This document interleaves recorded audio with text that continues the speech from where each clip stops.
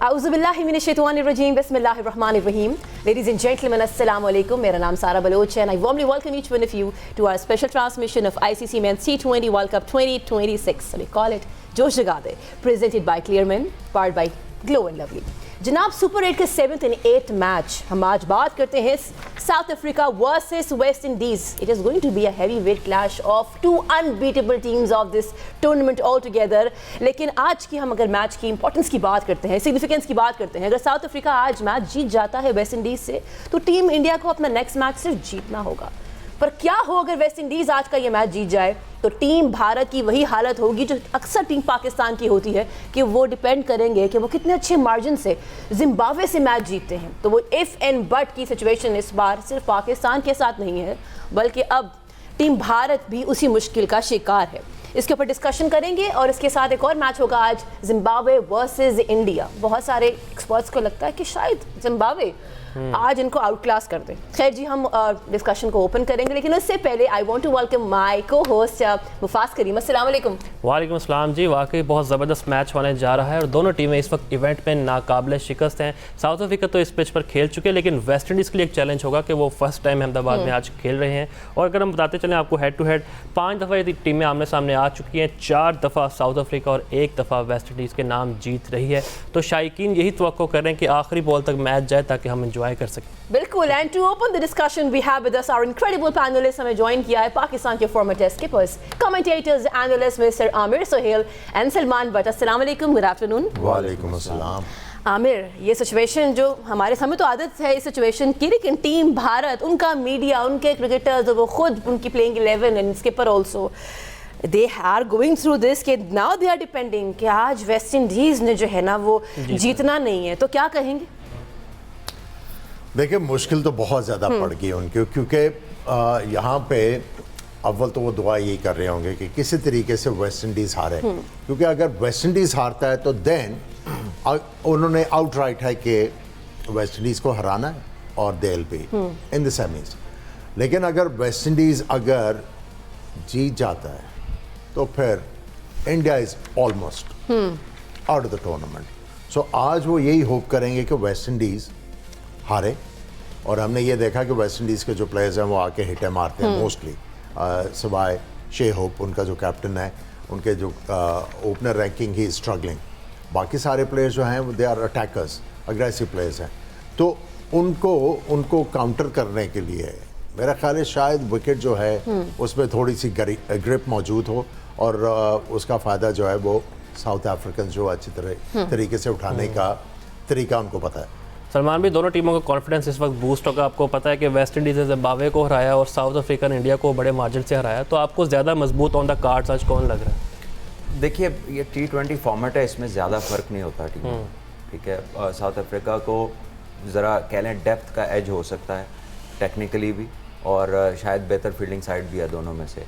But having said that, West Indies इतना मतलब power game उनकी ऐसी है कि अगर 1-2 बंदों का भी अच्छा टाइम हो, 5 से 6 ओवर, जैसे उस दिन हिटमायर ने गेम को शिफ्ट किया एकदम ऐसे 2 ओवरों में, वो कहाँ से कहाँ बात ले गए. तो ये कैपेबिलिटी जो है ये वेस्ट इंडीज़ के प्लेयर्स के अंदर भी है.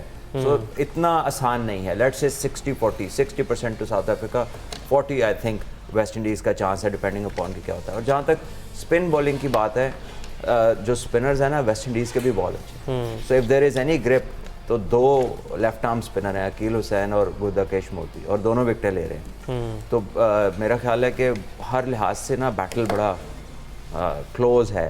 इधर बॉलिंग में जो है शमार जोसेफ है, he can ball well. Jason holder है, अगर पिच में ग्रिप है ना तो वो ये जो into the pitch slower ones करता है लेंथ के ऊपर, वो कैन बी डिफ़िकल्ट. लेकिन वो ज़्यादा प्रॉब्लम मैं समझता हूँ कि वो एशियंस को होती है. South Africans pitch back of length को बहुत अच्छा खेलते हैं और जेसन होल्डर को बड़ी पिटाई भी उनकी इन्होंने लगाई हुई है बहुत सारे मौक़ों पर. तो let's see, I think it's more of a day. दोनों में इतना फ़र्क नहीं है ज़्यादा. अच्छा, मैं थोड़ा सा ऐड इसमें ये करूँगा कि अगर आप दोनों टीमों को कंपेयर करें तो मेरा ख्याल है south Africa is better equipped. उनकी बॉलिंग भी चैलेंज हो चुकी है, उनकी बैटिंग भी चैलेंज हो सकती है, हो चुकी है इस टूर्नामेंट में. अगर आपको याद होगा दैट गेम अगेंस्ट अफगानिस्तान, इनके बॉलर्स जो हैं उस गेम में एक चैलेंज हुआ है. 2 दफ़ा सुपर ओवर किया इन्होंने और eventually they got over the line through Maharaj लेकिन चैलेंज हुए हैं ये। उसके बाद अगर आप इंडिया वर्सेस साउथ अफ्रीका के मैच की बात करें तो उसमें इनकी बैटिंग चैलेंज हुई। 3 आउट हुए थे 30 के ऊपर, देन दे रिकवर्ड, स्कोर किया और उसके बाद उनके बॉलर्स ने डिफेंड किया। अगर दोनों टीमों का कंपैरिजन करें तो I think south African batters जो हैं वो वेल इक्विप्ड हैं कि अगर गेंद ग्रिप जहाँ पे होगा वो आराम से गेम को आगे लेके जाएंगे, बजाय बड़ी शॉटें मारने के वो क्रिकेटिंग स्ट्रोक्स के ऊपर रिलाई करते हैं। वेयर एज वेस्ट इंडीज जो है they want to muscle the ball. एक आधा प्लेयर है शे होप या उनमें पावल थोड़ा सा एक्सपीरियंस दिखा रहा है, बाकी everybody comes out gun blazing. लेकिन जब जेसन होल्डर बैटिंग करने आता है he is a very intelligent cricketer, लेकिन उस वक्त तक जब आपके 7 आउट हो गए होंगे तो जेसन होल्डर बेचारा क्या करेगा? या तो उनको ऊपर यूज करना होगा इनको इंटेलिजेंटली, अगर इन्होंने इस मैच को साउथ अफ्रीका को चैलेंज करना है तो they have to come out with something you know like something new. ये भी हो सकता है कि वो रॉस्टन चेस को मैच खिला दें। बिल्कुल। वो टेस्ट बॉलर हैं, कप्तान भी रहे हैं वेस्ट इंडीज़ के और साथ बैटिंग भी पूरी करते हैं। और जो आमिर भाई ने जिक्र किया ना कि थोड़ा सा फंस के स्कोर करने वाले, तो he is one of those players जो टेक्निकली बहुत करेक्ट है और बॉलिंग भी कर लेता है। बॉलर ही है मेनली वो, और वो राइट आर्म ऑफ स्पिन है। तो आपके दोनों जो ये ओपनर है डिकॉक, रिकल्टन, उसके बाद नीचे मिलर, तो प्लेंटी ऑफ लेफ्ट हैंडर्स। तो वी माइट सी कि वो जो एक तीसरा पेसर वेस्ट इंडीज़ ने खिलाया हुआ है उसकी जगह हो सकता है रॉस्टन चेस खेले। एक तो ग्राउंड बड़ी है अहमदाबाद की, और अगर थोड़ा सा ग्रिप होगा तो शायद वो चेंज वो कर देंगे। और ब्रैंडन किंग वैसे ही फ्लॉप जा रहे हैं, रॉस्टन चेस बाहर बैठे हैं, अच्छे हिटर भी हैं। आपको नहीं लगता कि पूरे बैट्समैन कार्ड यूज़ करना चाहिए उनको आज? और अगर आमिर भाई हम बात करें, दोनों के पास पावर हिटर्स हैं जैसे हम बात कर रहे थे, लेकिन ज़्यादा रिस्पॉन्सिबल आपको साउथ अफ्रीकन बैटर्स नजर आते हैं। जैसे हम देखें मिलर ने 63 रन बनाए इंडिया के खिलाफ, ब्रेविस ने 45 रन बनाए, तो जिम्मेदारी लेने वाले बैट्समैन इनके पास ज़्यादा है। देखिए जो साउथ अफ्रीका के लिए बड़ी इंकरेजिंग चीज़ है वो है ब्रेविस। बिल्कुल। कि जिस प्रेशर में उन्होंने आके अपनी ए गेम से हट के बैटिंग की, अपने लिए नहीं अपनी टीम के लिए। जब भी कोई प्लेयर आता है टीम में, शुरू में जब उसने अपने आप को इस्टेब्लिश करना है उसको हम लेवरेज देते हैं कि वो थोड़ा सा अपने लिए खेल रहा है। लेकिन जब थोड़ा सा इस्टेब्लिश हो जाता है, जब उसके बारे में ये फैसला हो जाता है कि ये हमारा टीम का मेंबर है permanent, then he has to play for the team. जो टीम का ऑब्जेक्टिव है उसको अचीव कराने में उसको अडेप्ट करना होता है। पिछले मैच में ब्रेविस ने जिस तरह की मिलर के साथ इनिंग्स खेली, मेरा ख्याल है वो तो साउथ अफ्रीका के लिए बहुत ज़्यादा इनकरेजिंग हो। और हमारे जो प्लेयर्स हैं वो वाली चीज़ करने में नाकाम है कि जो टीम को रिक्वायरमेंट है वो क्या है, लेकिन हमने जो है वो स्टबन होके वही करना है जो हमें आदत है। Welcome back. You've been watching a special transmission on ICC Men's T20 World Cup 2026. We call it Josh Jagade, presented by Clearman, powered by Glow and Lovely. जनाब, हमने पहले भी बात की कि एक ऐसा मैच होने जा रहा है जिस पे सबकी नज़रें हैं, West Indies and South Africa. Salman, break पे जाने से पहले हम डिस्कशन कर रहे थे कि एक कॉन्सेप्ट है कि T20 फॉर्मेट में अक्सर जो बड़ा मैच होता है, पाकिस्तान को हम साइड पे रखते हैं क्योंकि पाकिस्तान का तो इशू हर मैच में हमने देखा है कि लगता है टाइम बहुत कम है। आज अगर हम बात करें waste Indies and South Africa की, वेस्ट इंडीज़ से ज़्यादा बेहतर south Africa, because they know singles कैसे करने हैं, डबल्स कैसे करने हैं, अगर उनकी टॉप विकेट्स गिर भी जाएँ तो वेस्ट इंडीज़ कैसे इस चीज़ को समझेगा और वो डेस्परेशन से कैसे निकलेगा कि हम भी सिंगल कर सकते हैं, इफ़ नीडेड हम भी डबल कर सकते हैं। देखिए उनके पास प्लेयर्स हैं, उनका कैप्टन जो है शाय होप, उसको बारी लेनी आती है। दूसरा मैंने बताया कि अगर पिच और कंडीशन में कुछ ऐसा हुआ तो वो रॉस्टन चेस को खिला सकते हैं। वो उनका टेस्ट कैप्टन रहा हुआ है, he knows how to bat, is a top order batsman और पूरा स्पिनर है, मतलब प्रॉपर ऑलराउंडर है वो बंदा। और जितने लेफ्ट हैंडर्स हैं इनकी टीम में वो उसको एज एन ऑफ स्पिनर भी डाल सकते हैं, and he can do this. ये जो और वो हिटे भी मारता है, ही इज ऑल्सो 6 हिटर। सो देखें वैरायटी दोनों के पास बहुत है, बट डेप्थ साउथ अफ्रीका की है। कह लें कि ज़्यादा आप अगर एतमाद करें एक टीम पे तो साउथ अफ्रीका पे करेंगे, वेल राउंडेड हर शोबे में डेप्थ ज़्यादा है। So that's why I said earlier कि 60-40 मेरे ख्याल में। हाँ, आप छोटे फॉर्मेट में ना वेस्ट इंडीज़ को रूल आउट नहीं कर सकते। किसी एक के 2 से 4 ओवर अच्छे गुजरे, उनने मैच अपसाइड डाउन कर देना। और ये जो भट्ट साहब ने बात की है ना, वेस्ट इंडीज़ को हाथे चढ़ जाए ना, ये उनको मारते नहीं, ये सजा देते हैं। ये सजा देते हैं।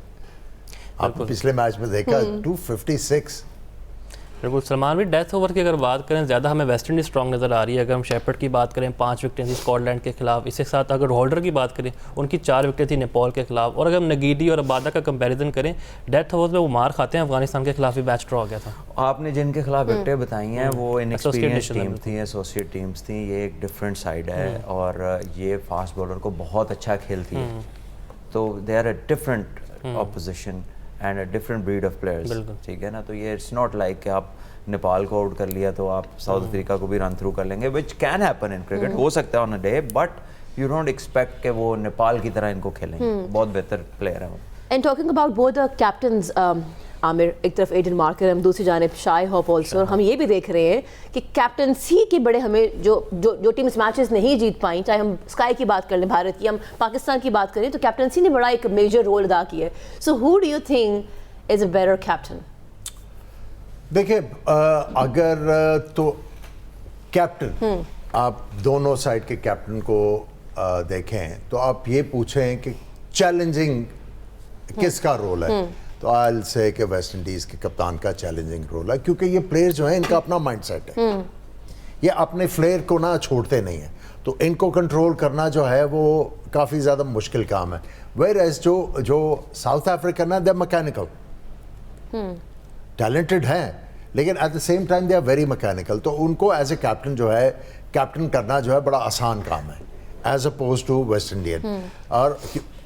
और आप देखें कि जो भी प्लेयर आता है वो अपने माइंडसेट से खेल रहा है, एक दो प्लेयर हैं जो एडजस्ट करते हैं, बाकी उनको पता है, और इन प्लेयर्स को आगे लेके चलना और इनको इनकरेज करते रहना to go out and play take your a game with you out there in the middle, ये कैन बी चैलेंजिंग। सलमान भाई इंडिया और जिम्बाब्वे की तरह थोड़ी सी बात कर लेते हैं। ब्रायन बेनेट और सिकंदर रजा पे ज़्यादा डिपेंड करते हैं जिम्बाब्वे की टीम, अगर वो परफॉर्म ना करें तो अक्सर फंसते हैं। अगर हम इंडिया की बात करें, अभिषेक के रन्स नहीं भी आ रहे, नीचे से हार्दिक पांड्या रन्स कर देते हैं, तो आपको लगता है कि बैटिंग लाइन में बहुत फ़र्क है, वन साइडेड है? इसमें तो कोई शक नहीं है ना, टीम में, बैटिंग लाइन में, बॉलिंग में, हर चीज़ में फ़र्क है। सिकंदर रजा बहुत अच्छा खेल रहे हैं, perhaps the best time of his career चल रहा है काफ़ी अरसे से, बहुत ही उम्दा खेल रहे हैं, कप्तानी भी अच्छी कर रहे हैं। बेनेट ने अभी तक हर मैच में रन्स किए थे सिवाय लास्ट गेम के, so Zimbabwe is life without him hasn't been great. वो एक मैच में जल्दी आउट हुआ है, वो तबाही हो गई उनकी, ठीक है। सो दो लोगों पे डिपेंडेंट है, बॉलिंग में एक मुजरबानी है, एक आध रिसोर्स और है, रिसोर्सेज की कमी है। इंडिया के पास सारा कुछ है, एक्सपीरियंस भी है, सो कोई मुकाबला है नहीं। ऑन द डे फॉर्मेट के अंदर कुछ अनहोनी हो जाए तो और बात है, लेकिन वैसे कोई मैच नहीं पड़ता। And talking about the openers, अगर हम बात करें अभिषेक शर्मा की, डू यू थिंक आज के मैच में they should rather go for Sanju Samson या फिर they should stick to their Abhishek Sharma? I think अगर आप इतने क्रूशल मैच में अभी भी होप कर रहे हो कि ये करके देगा, वेयर एज आपके पास एक ऐसा प्लेयर मौजूद है जो आपको इस वक्त उससे बेहतर करके दे सकता है, तो व्हाट इज द वेट? अभी आप देखें ना, अभिषेक ये नहीं है कि वो आउट ऑफ फॉर्म है या उसका बैड पैच चल रहा है या उसका एक लाइक मेंटल ब्लॉक है, नहीं, उसको टीमों ने पकड़ लिया है क्योंकि he is a limited player. आप अपनी लिमिटेशन में रह के रोज रोज वो वाला काम नहीं कर सकते जो आप करते आ रहे हैं। इवेंचुअली जिस तरह मैंने आपको कल मेंशन किया था कि आई डिड अ वीलॉग और मैंने कहा कि बाबर स्कोर कर रहा है, इसकी टेक्निक में झोल है, ये पकड़ा जाएगा। वो तो छोटा सा झोल है ना, इधर तो बिल्कुल एविडेंट है कि he is just looking to swing the bat. तो वो आई थिंक अगर आज भी उनको खिलाते हैं और एक प्लेयर जो अच्छा खेल रहा है उसको ये चांस नहीं देते तो वो प्लेयर के साथ जाती है। देखिए इंडिया ने ना लाइक रिप्लेसमेंट नहीं की, Virat Kohli are big boots to fill, technique भी है, टेम्परामेंट भी है और दोनों तरह खेल सकते थे।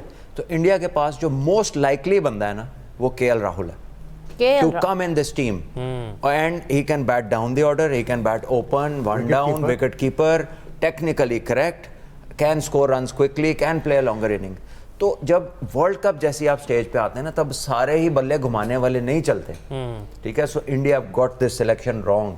वो भी सेंसेशनलिज्म में गए, जो पिछला वर्ल्ड कप जीते हैं उसमें आखिरी इनिंग तो देखे फाइनल की, जब सबसे ज़्यादा प्रेशर आया तो कोहली ने कैसे खेली, बिल्कुल उसने पूरा स्टे करके 70 रन्स किए and then later on they won. So no matter how true the conditions are, pressure एक ऐसी चीज़ है जो नज़र नहीं आता लेकिन लोगों के अंदर आपको नज़र आता है. इटसेल्फ वो नहीं है, लेकिन जब दुनिया खेलती है आके तो आपको पता लगता है कि ये नॉर्मल नहीं है, and that is called pressure. और उसकी हैंडलिंग वही बेहतर करते हैं जो स्ट्रांग होते हैं टेक्निकली एंड मेंटली. और इंडिया की जो अभी टीम खेल रही है इसमें शुभमन गिल को उन्होंने पहले ट्राई किया, वो नहीं चले. बट एक प्लेयर ऐसा ज़रूर रखना चाहिए जो उन्होंने नहीं रखा वो अपनी टीम में. वो सारे 2-4 गेंदें डॉट होती हैं तो स्कूप मार देते हैं, उल्टी स्वीप मार देते हैं. This is not the answer. ये हैरी ब्रुक ने उस दिन खेली ना, सब आउट हो रहे थे, बताया उसने कितनी उल्टी मारी हैं. ठीक है, वो एक बॉलर उसको पता था ये तंग करेगा, वो उसको सिंगलें करता रहा because he was good enough, बाकियों को वो चांस लेता रहा. और कैलकुलेटेड रिस्क थे, रिस्क तो उसने बहुत लिया लेकिन कैलकुलेटेड थे. जिस एंगल से बॉल आ रही उस एंगल की बना के हिट मारता था, अगेंस्ट द एंगल नहीं जाता था. तो आई थिंक इंडिया ने सिलेक्शन में मिस किया केएल राहुल को. देखिए इस वर्ल्ड कप में जो लोगों को इबाम था ना, जिन लोगों ने एक जेन में बनाया हुआ था कि T20 जो है वो गेंद फाड़ने वाली गेम है, बिल्कुल छक्कों के अलावा जो है ये गेम ही नहीं है, चौकों के अलावा गेम ही नहीं है ये उनको ना अवेकनिंग है ये. हम तो ये बहुत अरसे से कह रहे हैं कि आपकी ये थिंकिंग रॉन्ग है. T20 फॉर्मेट में बहुत ज्यादा रूम है एक टेक्निकली वेल इक्विप्ड बैटर का, एक का नहीं 3-4. ठीक है, हम लोग जो टीमें फंसी हुई हैं, जो फंसी हैं इस टूर्नामेंट, सबके पास स्ट्रोक मेकर्स थे ना, सबके पास फंस गए हैं. आपको एग्जांपल दी न्यूजीलैंड की, ओपनर जो है मारते हैं लेकिन बड़ी टीमों के खिलाफ नहीं चलेंगे. इनके भी नहीं चले, इंडिया के भी नहीं चले, दूसरे मुल्कों के भी नहीं चले. अगर आपने हिटिंग करनी है तो प्रॉपर हिटिंग करनी है, स्लॉगिंग नहीं करनी, फिर आपका चांस है. But that too doesn't happen every day. सो ये जो लोग हमारे पाकिस्तान क्रिकेट का बेड़ा गर्क जिन्होंने किया है, अग्रेशन, स्ट्राइक रेट, ये वो फ्लांडिंग, बिल्कुल. तो आई थिंक उनको अब समझ आनी चाहिए कि क्रिकेट इस तरह नहीं, इस तरह खेली जाती है.